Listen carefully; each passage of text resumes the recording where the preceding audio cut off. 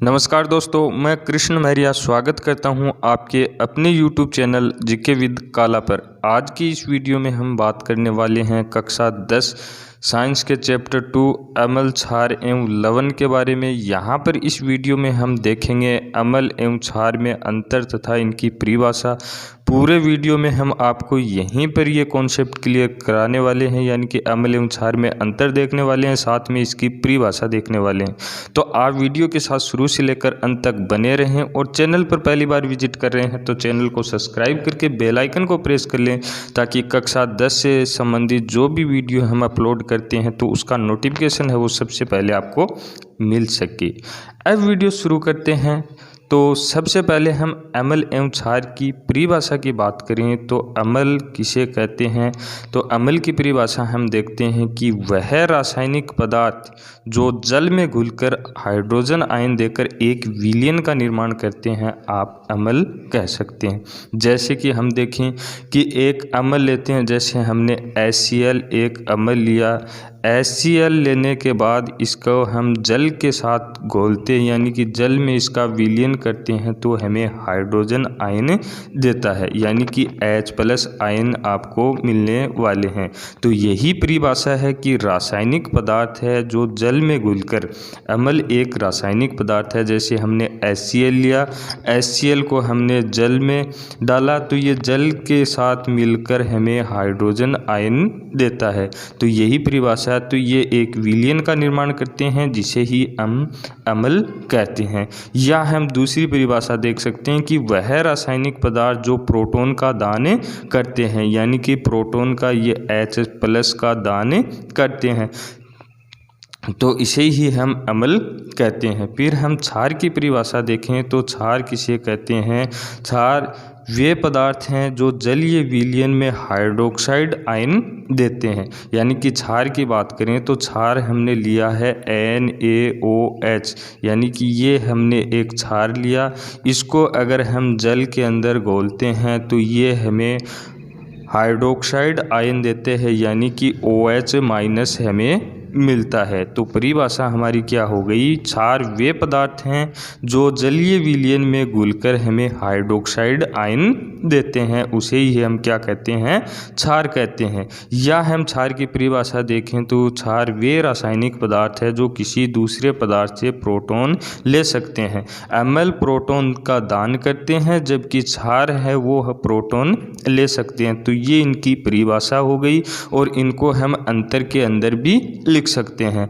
अब इनके अंतर की बात करें तो यहाँ साथियों 8 400 400 400 जी हाँ, याद कर लीजिए व्हाट्सअप नंबर, क्योंकि अब चाहे आपका मैथ का सवाल हो, फिजिक्स, केमिस्ट्री, बायोलॉजी का हो, आपके हर डाउट्स, हर क्वेश्चन का मिलेगा तुरंत वीडियो सॉल्यूशन, वो भी सीधा आपके व्हाट्सअप पर। बस अपने फोन में डाउटनेट का 8 400 400 400 व्हाट्सअप नंबर सेव कर लीजिए, चैट ओपन कर लीजिए। फिर जो भी आपका डाउट्स है उस सवाल की बस फोटो खींचनी है, उसे क्रॉप करना है, 5 सेकंड में आपका वीडियो सोल्यूशन आपको मिल जाएगा। क्लास 6 से 12 IIT, JEE, NEET, CBSE board, सभी स्टेट बोर्ड के बच्चों के लिए। तो देर किस बात की, अभी जाइए 8 400 400 पर अपना सवाल व्हाट्सअप कीजिए और अपने सभी डाउट्स को आउट कीजिए। लिंक डिस्क्रिप्शन में दिया गया है। यहाँ पर अगर आपको एग्जाम के अंदर अंतर पूछा जाता है कि अम्ल क्षार में अंतर लिखिए, तो यहाँ पर आप एक साइड में अम्ल लिख सकते हो और दूसरी साइड में क्षार लिखकर इनके अलग अलग अंतर लिख सकते हो।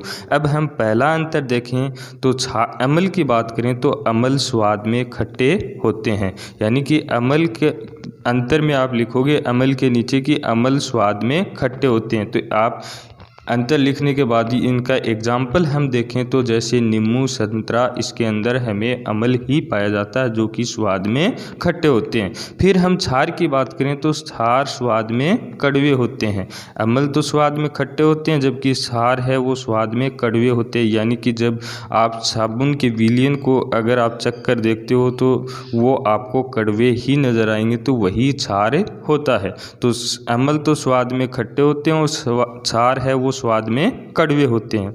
फिर दूसरे एक अंतर की हम बात करें तो दूसरा अंतर हमारे पास है, यदि अम्ल है, यानी कि अम्ल है वो नीले लिटमस पत्थर को है वो लाल कर देता है। लिटमस पत्थर को अगर अम्ल के साथ आप लेके जाओगे तो वो नीले लिटमस पत्थर को लाल कर देगा, और इसके विपरीत यदि आप क्षार के पास लेके जाओगे लाल लिटमस पत्थर को तो क्षार है वो नीला कर देते हैं। यानी कि अम्ल है वो नीले लिटमस पत्थर को लाल कर देते हैं और क्षार लाल लिटमस पत्थर को नीला कर देते हैं। और तीसरी जो हमने परिभाषा देखी उसको आप अंतर में भी लिख सकते हैं। अगर आपको अम्ल एवं क्षार के अंतर की बात करें तो अम्ल में लिख सकते हैं वह रासायनिक पदार्थ है जो जल में घुलकर हाइड्रोजन आयन देकर एक विलयन का निर्माण करते हैं, और क्षार वे पदार्थ हैं जो जलीय विलयन में हाइड्रोक्साइड आयन देते हैं। फिर 4 नंबर जो हमने परिभाषा में देखी वही आप इसके अंदर भी लिख सकते हैं कि वह रासायनिक पदार्थ जो प्रोटॉन का दान करते हैं, और क्षार के अंदर लिख सकते हो क्षार वे रासायनिक पदार्थ है जो किसी दूसरे पदार्थ से प्रोटॉन ले सकते हैं। एक तो प्रोटॉन का दान करते हैं और दूसरा है वो प्रोटॉन लेता है।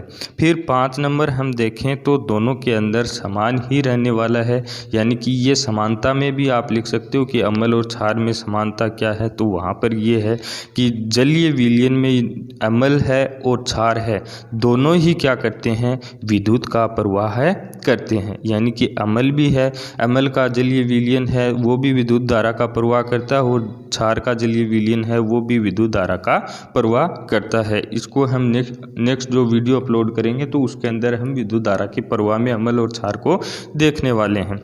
फिर हम पीएच स्केल की बात करें तो पीएच स्केल होता है, वहाँ पर अम्ल और क्षार की हम बात करें तो अम्ल है उसमें पीएच का मान है वो 7 से कम होता है। यानी कि पीएच स्केल होती है, पावर ऑफ हाइड्रोजन स्केल है ये, यहाँ पर 0 से लेकर 14 तक ये होते हैं इसके मान।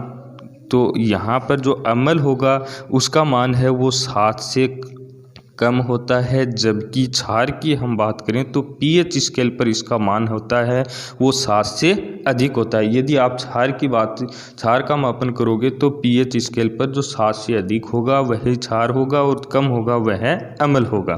फिर हम अंतिम पॉइंट 7 नंबर की जब बात करें तो यहाँ पर हम धातु के साथ अभिक्रिया से हाइड्रोजन गैस का निर्माण करते हैं। यानी कि अम्ल है, अम्ल की अगर आप धातु के साथ अभिक्रिया करवाते हो तो वहाँ पर आपको हाइड्रोजन गैस और लवण दोनों ही प्राप्त होते हैं। यानी अगर आप अम्ल की अभिक्रिया है वो धातु से करवा रहे हो, यानी कि आपने अम्ल लिया है और एक धातु ली है, और दोनों की अगर आप अभिक्रिया करवा रहे हो तो आपके पास एक तो लवण प्राप्त होगा और दूसरा है हाइड्रोजन गैस है वो बाहर निकलेगी। यानी कि धातु के साथ यदि अम्ल की अभिक्रिया करवाते हो तो आपके पास लवण और हाइड्रोजन गैस दोनों का निर्माण होता है। जैसे हमने एक एग्जाम्पल लिया है, आपको बुक में भी दे रखा है, ये एक अम्ल है H2SO4 और इसकी धातु जिंक के साथ हमने अभिक्रिया करवाई। H2SO4 अम्ल लिया है, अम्ल की हमने जिंक के साथ धातु के साथ अभिक्रिया करवाई है। अभिक्रिया करवाने के बाद आपके पास ZnSO4 प्राप्त होगा और साथ में जो हाइड्रोजन गैस है वो बाहर निकलेगी। यानी कि हाइड्रोजन गैस है वो तो बाहर निकल जाएगी और जो आपके पास प्राप्त होगा लवण वो होगा ZnSO4।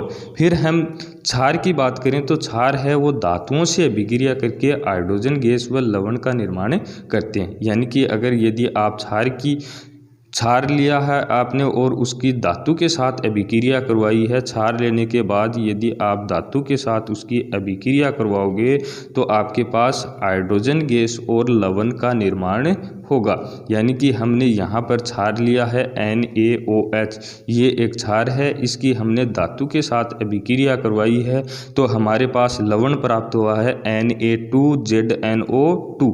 यानी कि ये तो सोडियम जिंकेट हमें हमारे पास प्राप्त हुआ है और हाइड्रोजन गैस है वो बाहर निकलेगी।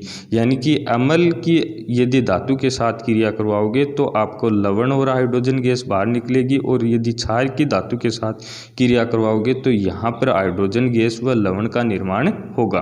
तो ये था आज का वीडियो। अगर पसंद आया तो लाइक कर दीजिए, दोस्तों के साथ शेयर कर दीजिए। चैनल पर पहली बार विजिट कर रहे हो तो सब्सक्राइब करके बेल आइकन को प्रेस कर लें ताकि जब भी न्यू वीडियो अपलोड होता है तो उसका नोटिफिकेशन सबसे पहले आपको मिल सके।